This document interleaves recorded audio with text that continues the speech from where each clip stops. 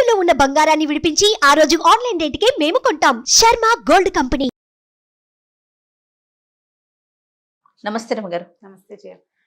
రమగారు, ధర్మ సందేహాల్లో భాగంగా దేవుని ప్రతిమలు అలానే ఫొటోస్ మనం తుడుచుకొని పూజ చేసుకునే ముందు తుడుచుకుంటాం కదా, దానికి ప్రత్యేకమైన రోజులు ఏమన్నా ఉంటాయా? ఈ రోజు తొడగొచ్చు, ఈ రోజు తుడుచుకోకూడదు, అట్లాంటి నియమాలు ఏమైనా ఉన్నాయంటారా? మీ విధానం అంటే మామూలుగా మంగళవారం శుక్రవారం కాకుండా దేవతా ప్రతిమలు తుడుచుకోవటం కానీ, పులికాపు పెట్టడం, వాటిని తోమి పెట్టుకుంటాం, శుభ్రంగా పెట్టుకుంటాం కదా. నెలకు ఒక్కసారి చేసుకుంటే బాగుంటుంది ఎప్పుడైనా. కానీ మంగళ శుక్రవారాలు కాకుండా, అమావాస్య కాకుండా చేసుకుంటే బాగుంటుంది. మామూలుగా మనం చేసుకునేది మామూలుగా ఫోటోలు అవి తుడటం అంటే ఏం చేస్తాము, మొత్తం మందిరంలో ఉన్నవన్నీ తీసి బయట పెట్టి తుడిచి మందిరం ఒకసారి శుభ్రంగా తుడిచేసుకుని వీటిని కూడా తడిబట్టి పెట్టి తుడిచి మళ్ళీ బొట్టుగా పసుపు పెట్టి గంధం పసుపు బొట్టు పెడతాం, బొట్టు పెట్టి మళ్ళీ స్థాపిస్తాం, మళ్ళీ వెనక్కి పెట్టుకుంటాం. అవును కదా. ఒక గంటన్నర పడుతుంది కదా ఈ పని అంతా. బూజులు దులుపుకోవటాలు ఇవన్నీ పడతాయి ఆ పనులు.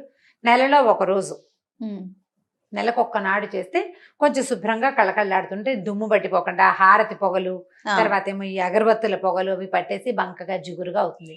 నూనె కూడా అంత సరైన నూనె కాదనుకో, దీపారాధన పెడితే నూనె చూరిపోతుంటాయి, పొగ చూరిపోతుంటాయి. ప్రతి నెల వంటిల్లు బాగు చేసుకున్నట్టు, హాల్ బాగు చేసుకున్నట్టు అట్లా ప్లాన్డ్గా చేస్తాను చూడు, అట్లా దేవతార్చనని కూడా బాగు చేసుకుంటే బాగుంటుంది. మామూలుగా ప్రతిమలు అవి ఉన్నాయనుకో, కొంతమంది దగ్గర ప్రతిమలు వాళ్ళకి మనం చెప్పక్కర్లేదు. ప్రతిమలు ఉన్న ఇంట్లో ప్రతిమలు పెట్టుకునే అలవాటు ఉన్న వాళ్ళకి చక్కగా పులికాపు పెట్టడం, దాన్ని తిరుమంజనం అంటారు.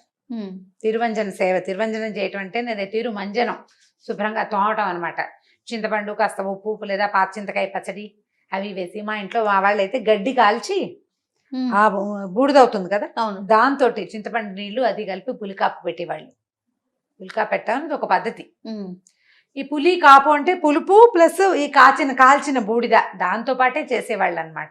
చేసి దేవతా ప్రతిమలు శుభ్రంగా తోమేసేసుకోవటం, చక్కగా మంచినీళ్ళతో తలతల్లాడిచ్చి పెట్టుకోవటం. ఎప్పుడైనా శుక్రవారం మంగళవారం పనికిరాదు, ఇది సాధారణ నియమం. అమావాస్య నాడు చెయ్యరు. మళ్ళీ ఏకాదశి ద్వాదశిలో అస్సలు చేయకూడదు.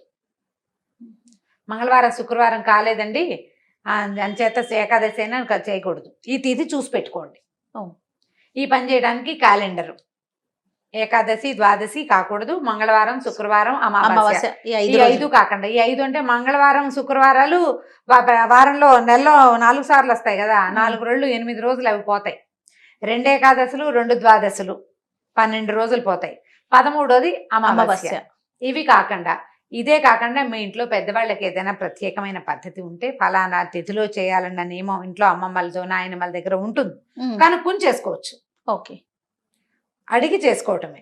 అయితే ఈ పులికాపు పెట్టిన తర్వాత ఏం చేసుకుంటాం, మళ్ళీ అన్ని వెనక్కి పెట్టుకుంటాం కదా. ఈ పెట్టినప్పుడు ఏం చేస్తామంటే 2 విధానాలు చేస్తారు చేయ. మామూలుగా మేం చేసే విధానం ఏంటంటే గంధం కలుపుకుంటాం. గంధం అరగదీసి సాన మీద తీసి ఈ గంధం బొట్టు పెట్టి ప్రతిమకి, అప్పుడు దాని మీద కుంకుమ బొట్టు పెడతాం. నేను ఒకరి దగ్గర చూశాను, కుంకుమలో కొద్దిగా ఆవు నెయ్యి కానీ నువ్వుల నూనె చుక్క కానీ కలిపి రంగరిస్తారు, అది పెడతారు. కుంకుమ పెట్టాలంటే నూనె చుక్క వేయాలి అందులో, అప్పుడు కుంకుమ రాలిపోకుండా ఉంటుంది. ముదురు రంగులో అలా బొట్టు చక్కగా మెరమెరలాడుతూ కనిపిస్తుంది. నేను చూసాను. ఈ 2 పద్ధతులు చేస్తారు. గంధం పెట్టి బొట్టు పెట్టడం మామూలుగా మా ఇళ్లలో మేము చేసుకునే విధానం.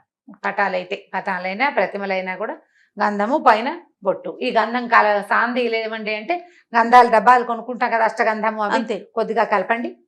గంధం కొంచెం కలిపి గంధపు చుక్క పెట్టడం, దాని మీద కుంకుమ అతిథి చక్కగా కుంకుమ రాలిపోకుండా ఉంటుంది, చక్కగా చూడ్డానికి బాగా అతుక్కుంటుంది. గంధము కుంకుమ 2 అర్పించిన ఫలితం కూడా లభిస్తుంది. ఇవి 2 పెట్టుకోవటం, ఇట్లా చూడగానే ఒక తృప్తి కలుగుతుంది. అలా ఇప్పుడు మందిరం శుభ్రం చేసుకున్నాక పువ్వులు, నిర్మాల్యాలు అవి రోజు పెట్టిన పూలు కొన్ని పటాలు వెనక్కి పడిపోయి వాటి వెనక్కి పడిపోయి అలా ఉంటాయి, వాటన్నిటిని క్లీన్ చేసేస్తూ ఉండండి. వాటిని ఎక్కడ పెట్టొచ్చు రమ్మగారు? పువ్వుల నిర్మాల్యాన్ని మామూలుగా మనకి పువ్వుల కుండీలు, పువ్వుల చెట్లు ఉంటే వాటి మొదళ్లలో వేసేసుకోవచ్చు. ఇంకో పని చేయొచ్చు, ఇప్పుడు మన మొక్కల్లో ఎరువులకి అవే కదా, సేంద్రియ ఎరువులు అవే కదా వాడుకుంటున్నాము. రోజు ఒక కవర్లో వేయడం, బాగా 3-4 గుప్పెళ్ళు అయిపోయిన తర్వాత ఏదైనా పెద్ద కుండీలో అడుగున పడేసి పైన మట్టేసేసేయండి. మన ఇంట్లో వెనకాల పెరళ్లలో స్థలాలు ఉంటే కనుక మొక్కల్లో వేసేసేయచ్చు. నిర్మాల్యం ఇన్ని పువ్వులతో పూజ చేసామనుకో, నిర్మాల్యం డిస్పోజ్ చేయలేకపోతాం. అవును. ఈ పువ్వు నిర్మాల్యం అంటే పూజా నిర్మాల్యం ఎలా ఉంటుందంటే ఇవాళ పూజ చేస్తే రేపొద్దున తప్పకుండా నిర్మాల్యాన్ని తొలగించాలి. అలా ఉంచకూడదు. నిన్నటి పువ్వులు ఇవాళ ఉంచకూడదు, అది నియమం. ఆ పువ్వు తీసేసి ఫ్రెష్ పువ్వులు పెట్టా. మన దగ్గర ఎక్కువ పూలు రెండే పెట్టుకో. రోజువారీ నిండుగా పువ్వులతో పూజ చేస్తే చామంతులు అవి ఇంతంత ఉంటాయి చూడు, పెద్ద పెద్ద చామంతులు వచ్చినప్పుడు అవి కదలవు మెదలు వారమైనా అలాగే పచ్చగా మెరమెరలాడుతూ ఉంటాయి. ఇప్పుడు మనం ఏం చేస్తాం, ఇవాళ పెట్టామా, ఇందాక నువ్వు అడిగిన డౌట్ చెప్తాను.